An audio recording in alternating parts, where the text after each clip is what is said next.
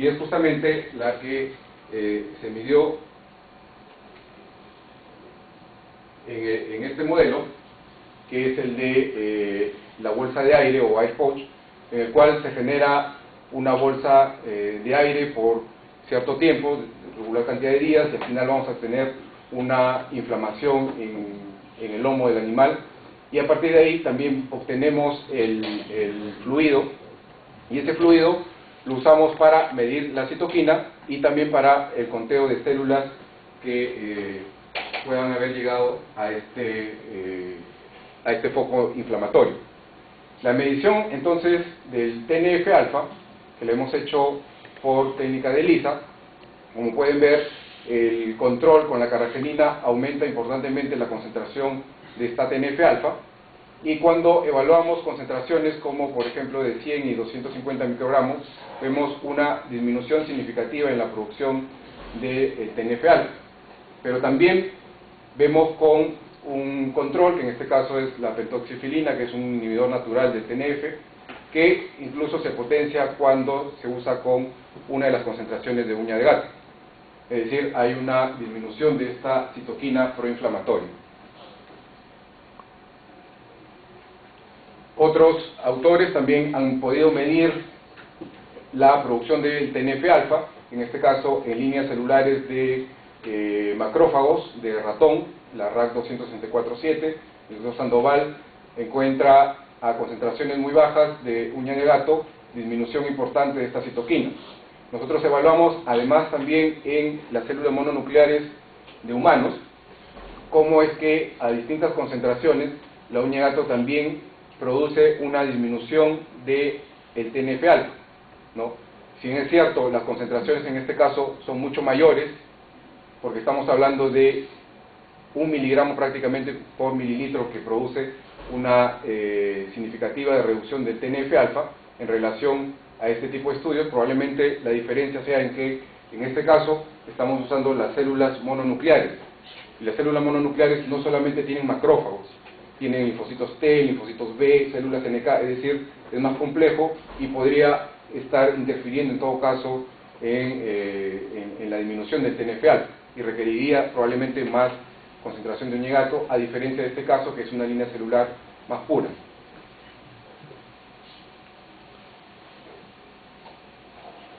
Bueno, simplemente para corroborar los datos utilizamos otra técnica que es la citometría de flujo, en la cual podemos medir al mismo tiempo varias citoquinas, ¿no?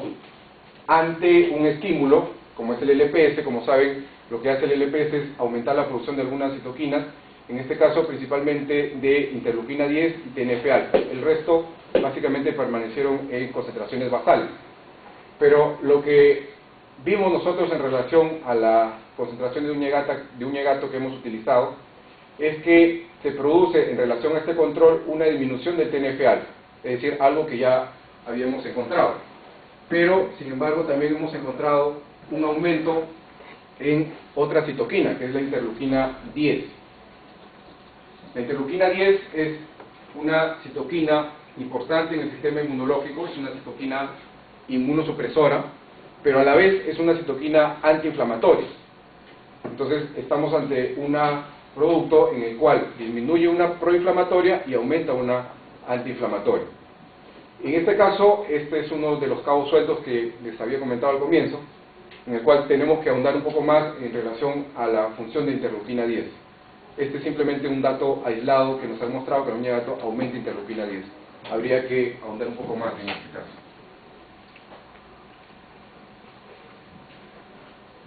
Adicionalmente, en el modelo animal utilizado, medimos la cantidad de células que se encontraban en el foco infeccioso, en el foco inflamatorio. Nuevamente, como pueden ver, en el caso del control positivo, si lo queremos llamar así, con carragenina, hay una alta concentración de leucocitos en el foco inflamatorio. Pero cuando utilizamos concentraciones de uña de gato como 100 o 250, se ve una disminución importante, incluso utilizando pentoxifilina o combinándolo con pentoxifilina. La explicación, en todo caso, que podemos darle a esta disminución de leucocitos es que también en el proceso inflamatorio hay una alta migración de células tipo leucocitos del torrente sanguíneo hacia el foco inflamatorio. Para esto, las células requieren pegarse a las paredes de los vasos sanguíneos para poder salir y llegar al foco inflamatorio. ¿Y cómo lo hacen? Justamente a través de moléculas de adhesión. Por lo tanto, resultaba interesante medir qué es lo que pasa con una de las moléculas muy utilizadas por estas células para poder adherirse y salir de los vasos sanguíneos, como es la molécula ICAM1 o CD54, como también se conoce.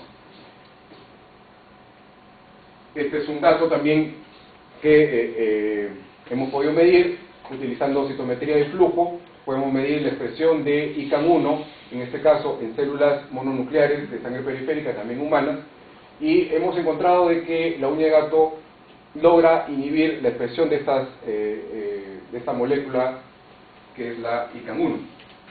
Entonces, por ahí puede encontrarse una cierta explicación.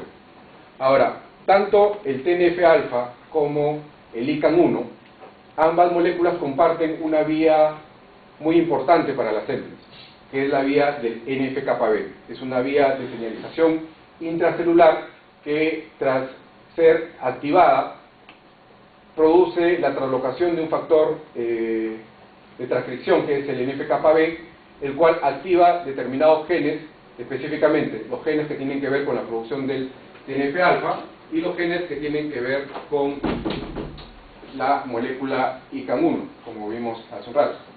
Entonces, una prueba tenía que ser medir justamente cuál es el efecto que puede tener uña de gato sobre esta vía de señalización, específicamente con el factor de transcripción NF-κB. Entonces se diseñó con un grupo de un laboratorio en Alemania un ensayo en el cual se utilizaban células tipo Jurkat o linfocitos T-Jurkat, los cuales fueron estimulados con TNF-alfa. TNF-alfa es una citoquina que a su vez puede continuar aumentando la vía de señalización del NF-κB. Y luego fueron tratados con dos extractos, un extracto hidroalcohólico y un extracto aquoso. En este caso se muestra básicamente al extracto hidroalcohólico, es el extracto a estas concentraciones de 50, 100, 200 y 500. Y mediante la técnica de ENSA se pudo ver cuál era el efecto de este extracto en lo que es la unión del NF-κB con el DNA. Las bandas que aparecen ahí ejemplifican justamente el momento en el cual se une el NF-κB al DNA, y como pueden ver, a concentraciones bajas como 50, 100 o 200, prácticamente todavía hay unión del NF-κB al DNA, pero a una concentración de 500 podemos ver una ligera inhibición en la unión del NF-κB con el DNA. Por lo tanto, nos lleva a sospechar de que la uña de gato también actúa bloqueando la transcripción o la translocación del factor NF-κB al núcleo. Entonces, en nuestra vía de estudio de la acción antiinflamatoria de la uña de gato, no solamente vemos que inhibe el TNF, inhibe ICAM1, sino que esto puede darse a través de la vía de inhibición del NF-κB. Sin embargo, también existen, como les dije, otros mecanismos mediante los cuales se lleva a cabo la inflamación. Y tiene que ver con los metabolitos del ácido araquidónico. Como saben, cuando se logra desdoblar esta molécula del ácido araquidónico por enzimas como las ciclooxigenasas, estas nos llevan a la producción de una serie de mediadores lipídicos, tipo prostaglandinas o tromboxanos, que ayudan al proceso inflamatorio.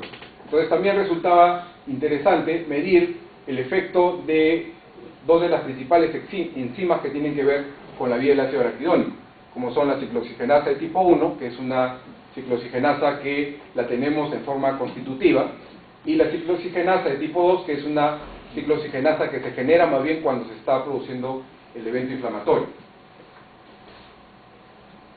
Entonces, en este caso también se evaluó los efectos de los dos extractos, tanto el hidroalcohólico como el extracto acuoso.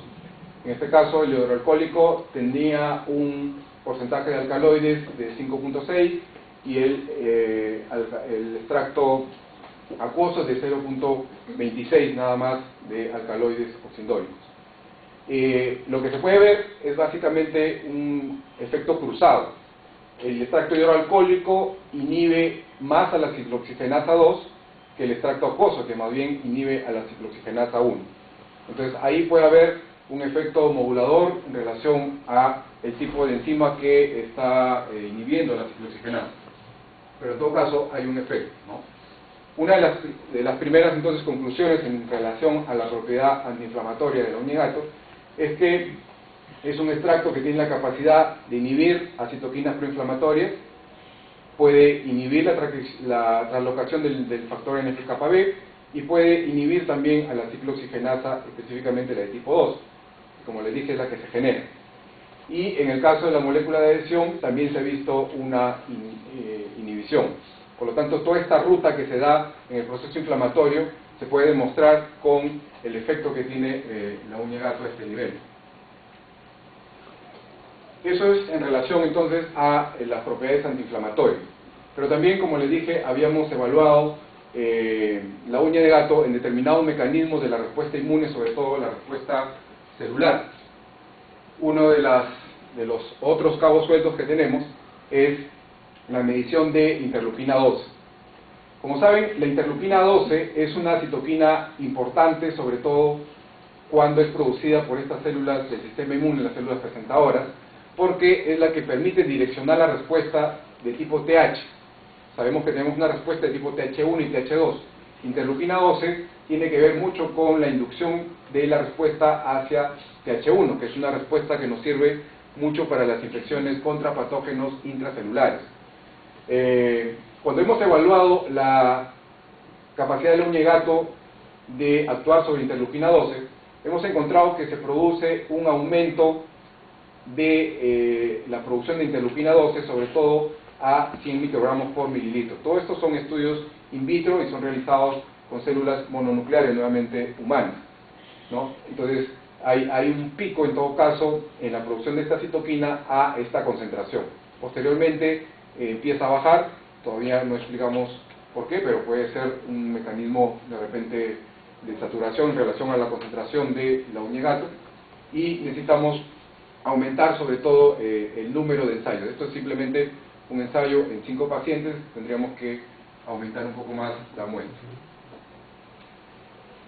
Otro de los eventos importantes para el sistema inmune es el de la presentación de los antígenos a la inmunidad adaptativa. Como sabemos, cuando tenemos un patógeno, o por ejemplo cuando tenemos un autoantígeno, un antígeno propio, puede ser procesado por las denominadas células presentadoras de antígeno. Dentro de estas células presentadoras de antígeno tenemos a las células dendríticas como las más importantes, son las células profesionales presentadoras de antígeno, que lo hacen a través de un par de moléculas conocidas como el MHC, que es esta molécula que se encarga de colocar a la porción del antígeno para que sea reconocido por el linfocito T virgen a través de su TCR, y de esa manera desata una respuesta dependiendo ya sea TH1 o TH2, pero activa el sistema adaptativo con linfocitos T. Pero no solamente se requiere de esta molécula que es la que presenta el antígeno, sino también se requiere de un grupo de señales coestimuladoras para que se dé la activación del linfocito T. Dentro de estas señales coestimuladoras hay una molécula muy importante que es el CD86.